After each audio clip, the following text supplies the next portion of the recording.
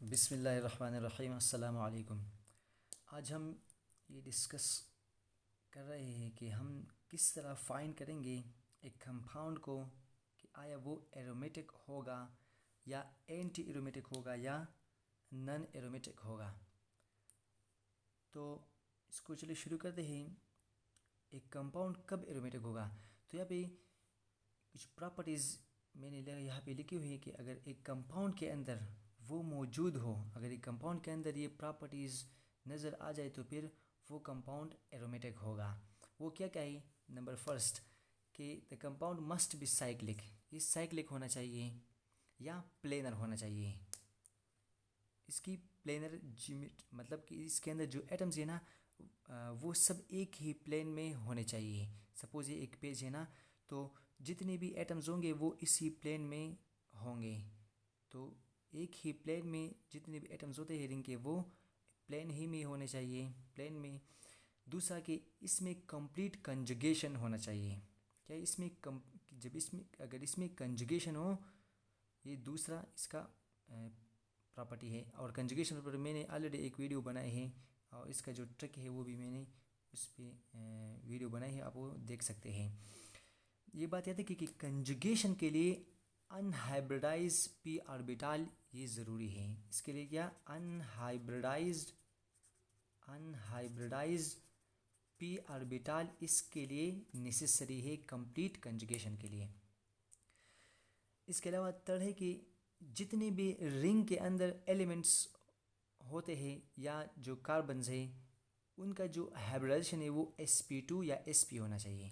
क्योंकि मैंने यह बताया कि कंजुगेशन के लिए अनहाइब्रिडाइज पी ऑर्बिटल जो है ना ये ज़रूरी है इसके लिए। तो अगर सपोज़ sp3 हाइब्रिडाइजेशन हो, ठीक है ना, तो फिर वहाँ पे कोई अनहाइब्रिडाइज ऑर्बिटल नहीं होगा p। इसलिए यहाँ पे मैंने कहा कि इसके जो एटम्स होंगे, एलिमेंट्स होंगे या एटम्स होंगे रिंग में, उनका जो हाइब्रिडाइजेशन है वो या तो sp या sp2 होना चाहिए। अगर sp2 हो तो फिर उसके पास एक अनहाइब्रिडाइज p ऑर्बिटल जो है ना ये रह जाएगा, जो कि कंजुगेशन के लिए ज़रूरी है। फोर्थ है कि the ring must obey the हकल rule. Ring जो है ना इसने हकल रूल को भी ओबे करना है।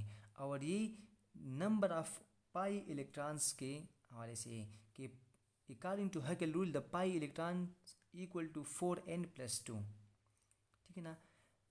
n इसका वैल्यू 0 1 2 3 एंड सो ऑन ये हो सकता है। तो देखिए अगर यहाँ पे मैं 0 पुट कर लूँ, n में 0 पुट कर लूँ तो यहाँ से फिर आ जाएगा 2, सिर्फ 2। इस फार्मूले से पाई इलेक्ट्रॉन्स जो है ना ये 2 आ जाएंगे। इस तरह अगर मैं 1 पुट कर लूँ तो फिर 4 1 4 + 2 6, इतने इलेक्ट्रॉन्स आपके पास यहाँ आ जाएंगे। 6 पाई इलेक्ट्रॉन्स यहाँ पे आ जाएंगे। इस तरह अगर 2 पुट कर लूँ तो फिर 10, अगर 3 पुट कर लूँ तो यहाँ पे 14 पाई इलेक्ट्रॉन्स ये आपके पास आ जाएंगे। मतलब कि इतने पाई इलेक्ट्रॉन्स जो है ना एक कंपाउंड में, ये इतने इलेक्ट्रॉन्स ये डीलोकलाइज होने चाहिए। अगर इतने हो पाई इलेक्ट्रॉन्स तो फिर वो हकल रूल को ओबे करेगा और आपके पास वो एरोमेटिक होगा। अगर ये सब प्रॉपर्टीज़, अगर इन सब प्रॉपर्टीज़ एक कंपाउंड को जो है ना उनके अंदर हो, ये सब प्रॉपर्टीज़, तो फिर आपके पास वो एरोमेटिक होगा। अब यहाँ पे देखिए ये जो 2 है पाई इलेक्ट्रॉन्स, तो मैं पेयर में लिख सकता हूँ कि 1 पेयर 2 पाई इलेक्ट्रॉन्स या 1 पेयर ऑफ पाई इलेक्ट्रॉन। इस तरह 6 को मैं लिख सकता हूँ 3 पेयर ऑफ पाई इलेक्ट्रॉन। इस तरह 10 को मैं लिख सकता हूँ 5 पेयर ऑफ इलेक्ट्रॉन। और 14 को मैं लिख सकता हूँ 17 पेयर्स ऑफ इलेक्ट्रॉन। ये पेयर है पाई इलेक्ट्रॉन की, ये पेयर है। तो अगर हम यहाँ पे देखें तो ये ऑड सीक्वेंस जो है ना ये ऑड सीक्वेंस है। इसका पाई इलेक्ट्रॉन्स का जो पेयर है वो ऑड सीक्वेंस है। मतलब कि ऑड सीक्वेंस में जो है ना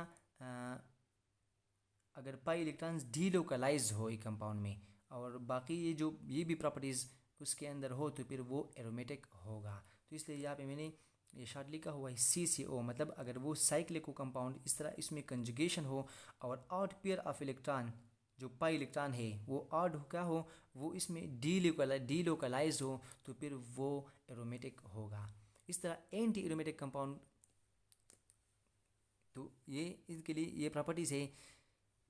ये सब प्रॉपर्टीज़ एरोमेटिक और एंटी एरोमेटिक के सेम है, सिवाय ये जो डीलोकलाइज इलेक्ट्रॉन है पाई इसके। तो पहला इसका जो प्रॉपर्टी है वो है कि ये साइक्लिक होना चाहिए या प्लेनर, जिस तरह एरोमेटिक वाला था इस तरह इसमें भी कंजुगेशन होना चाहिए, और इसका भी हाइब्रिडाइजेशन जो है ना, जो रिंग के अंदर एलिमेंट्स है ज़्यादातर कार्बन होते हैं, तो उसका जो उनका जो हाइब्रिडाइजेशन है वो sp2 या sp होना चाहिए।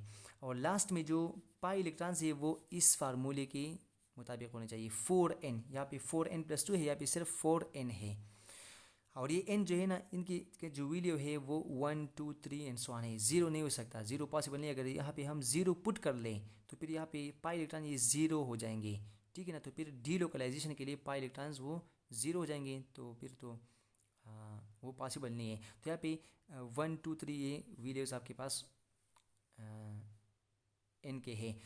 तो अगर मैं यहाँ पे 1 पुट कर लूँ यहाँ पे, तो पाई इलेक्ट्रॉन्स जो है ना वो आपके पास 4 आ जाएंगे। इस तरह अगर मैं 2 पुट कर लूँ तो 4 2 ज़ार 8, तो 8 पाई इलेक्ट्रॉन्स आ जाएंगे। इस तरह 3 से 12, इस तरह 4 से 16 इलेक्ट्रॉन्स, ये पाई इलेक्ट्रॉन्स इतने आ जाएंगे। अगर मैं इसको पेयर में लिख लूँ, ठीक है ना, तो आपके पास इससे जो है ना 4 इलेक्ट्रॉन्स अगर मैं पेयर में लिखूँ, पेयर में, तो आपके पास ये 2 पेयर ऑफ पाई इलेक्ट्रॉन्स, इस तरह 8 को मैं लिख सकता हूँ 4 पेयर ऑफ पाई इलेक्ट्रॉन्स, इस तरह 12 को लिख सकता हूँ 6 पेयर ऑफ पाई इलेक्ट्रॉन्स, और 16 को लिख सकता हूँ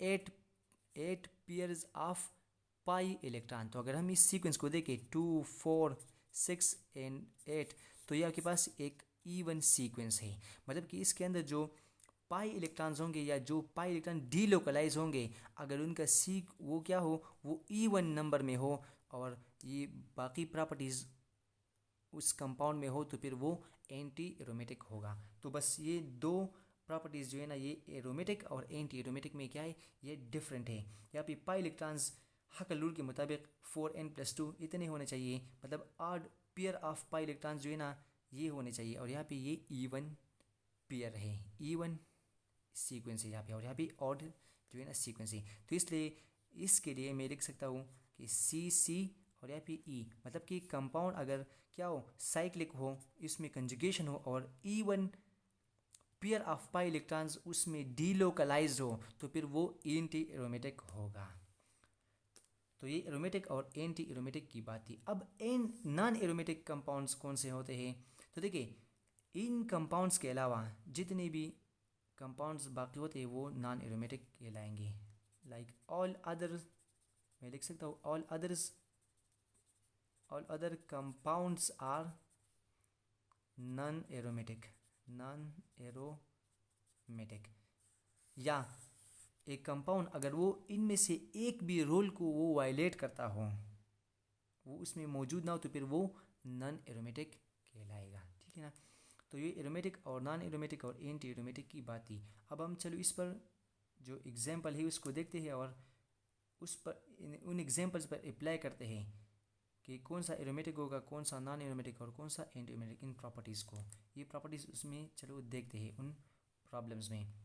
इसके अलावा जो इसका जो स्टेबिलिटी ऑर्डर है वो इस तरह है कि जो एरोमेटिक कंपाउंड्स होते हैं, एरोमेटिक, वो स्टेबल होते हैं नॉन एरोमेटिक से, वो स्टेबल होते हैं नॉन एरोमेटिक से, और जो नॉन एरोमेटिक होते हैं वो स्टेबल होते हैं एंटी एरोमेटिक से। तो ये इनका क्या है, ये स्टेबिलिटी ऑर्डर है, इसका क्या है, ये स्टेबिलिटी ऑर्डर है इनका।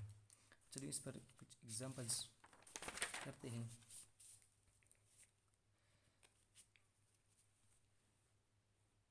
ये पहला वाला है, तो अगर अब हम इसको देखें तो इसमें कंजुगेशन बिल्कुल नहीं है। कंजुगेशन पर मैंने बताया कि मैंने वीडियो अपलोड की है, तो वहाँ पे आप देखिए मैंने उस जो है ना ट्रिक्स बताए हैं कि किस तरह हम फाइंड करेंगे कि कंपाउंड में कंजुगेशन पॉसिबल है या नहीं है।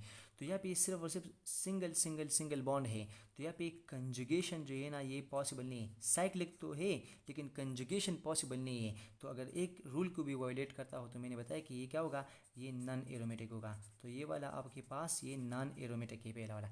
अब ये इसको देखिए, यहाँ पे ये देखिए साइक्लिक है, हाँ साइक्लिक है।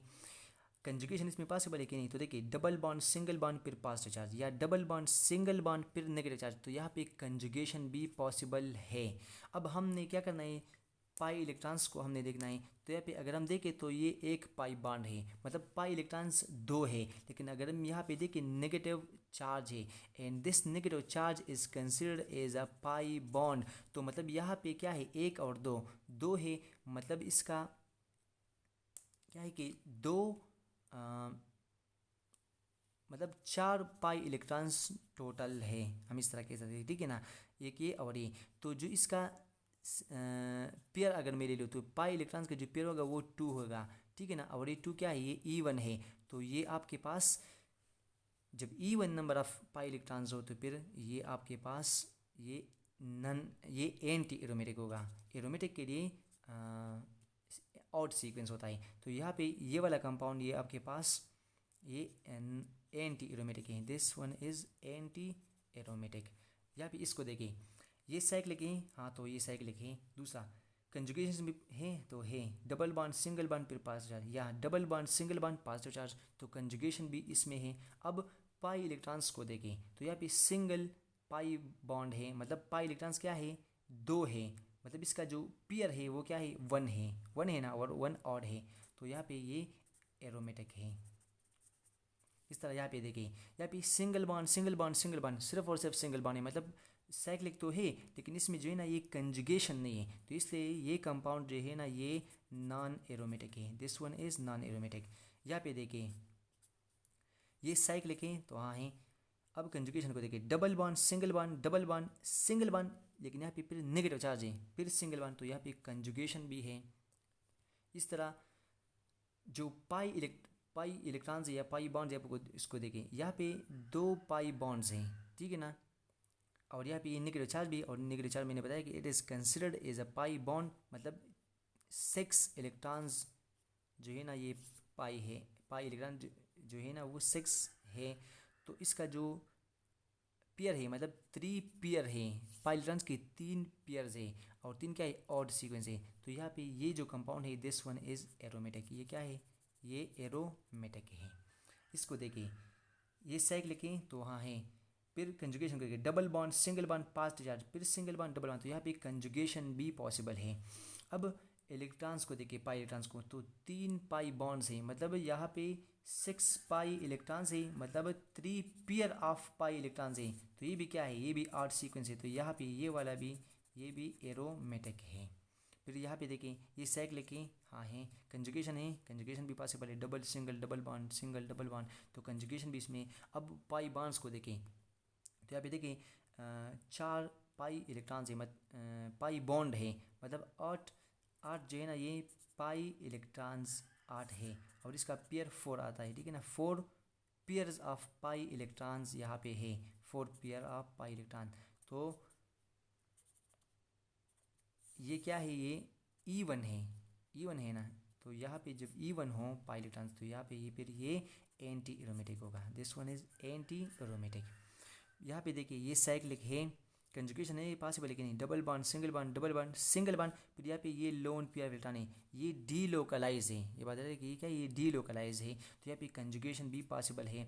अब पाई इलेक्ट्रॉन्स को देखें, तो यहाँ पे ये 2 बॉन्ड है, तो 4 ये और 2 ये, तो मतलब यहाँ पे 6 इलेक्ट्रॉन्स जो है 6 वो डी लोकलाइज हैं 6, तो इसका पेयर मतलब 3 पेयर है, और ये क्या है, ऑड है। तो यहाँ पे ये जो है ना this one is also aromatic, ये भी एरोमेटिक कंपाउंड है।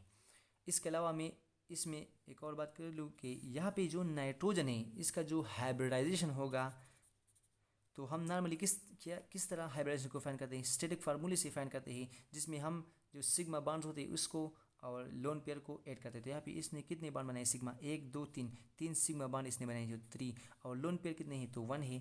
तो इस ये 4 स्टेक नंबर आता है, जब 4 स्टेक नंबर आता है तो फिर इसका हाइब्रिडाइजेशन हम लिखते हैं कि ये क्या है, sp3 है।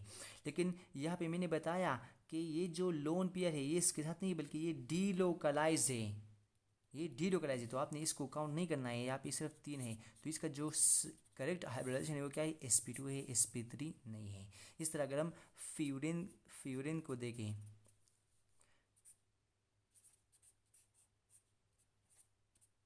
तो यहाँ पे ये जो ऑक्सीजन के साथ जो दो लोन पेयर्स हैं, ठीक है ना, इसमें जो है ना, इनमें से जो ये एक पेयर है ये डीलोकलाइज है। तो इसी तरह यहाँ पर भी इसका जो हाइब्रिडाइजेशन है वो sp2 है, क्योंकि दो सिग्मा बॉन्ड्स है और ये एक लोन पेयर है। ये वाला जो ये लोन पेयर आपने काउंट नहीं करना है क्योंकि ये डीलोकलाइज है। तो इसका भी हाइब्रिडाइजेशन क्या है, ये sp2 है।